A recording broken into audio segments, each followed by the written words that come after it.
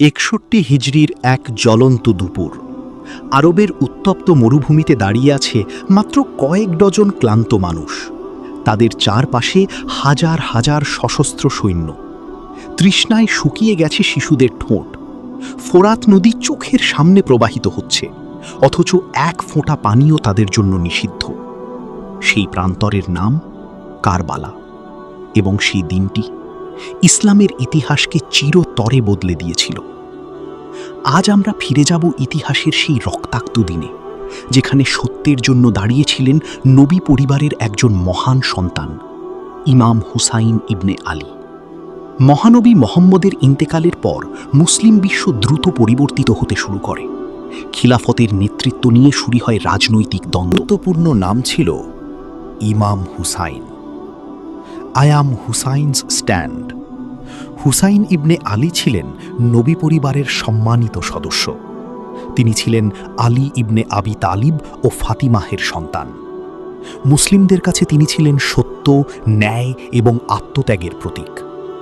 যখন ইয়াজিদের পক্ষ থেকে আনুগত্যের শপথ দাবি করা হল, হুসাইন তা প্রত্যাখ্যান করলেন, কারণ তার বিশ্বাস ছিল অন্যায় শাসকের কাছে মাথা নত করা সত্যের সাথে বিশ্বাসঘাতকতা। লেটার্স ফ্রম কুফা। ইরাকের কুফা শহর থেকে শত শত চিঠি আসতে শুরু করল। মক্কা থেকে যাত্রা শুরু করলেন ইমাম হুসাইন। তার সাথে ছিলেন পরিবার, নারী, শিশু এবং অল্প কিছু বিশ্বস্ত সঙ্গী। এটি ছিল শুধু একটি রাজনৈতিক যাত্রা নয়, এটি ছিল সত্য রক্ষার যাত্রা।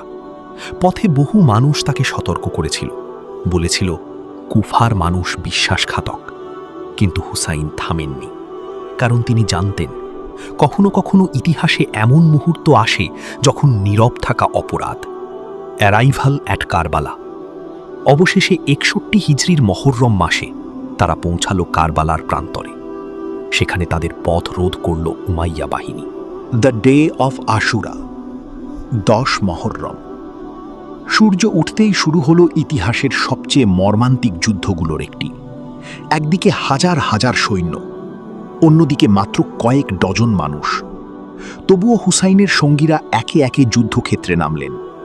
তারা জানতেন তারা বাঁচবেন না, কিন্তু তারা চেয়েছিলেন সত্যের পক্ষে দাঁড়িয়ে মরতে। মার্টেডম অফ কম্প্যানিয়ন্স। এক এক করে শহীদ হতে লাগলেন। Legacy of Karbala. শতাব্দীর পর শতাব্দী ধরে কারবালার ঘটনা মানুষকে অনুপ্রাণিত করেছে, অত্যাচারের বিরুদ্ধে দাঁড়ানোর সাহস দিয়েছে। ইমাম হুসাইনের নাম হয়ে উঠেছে আত্মত্যাগের প্রতীক।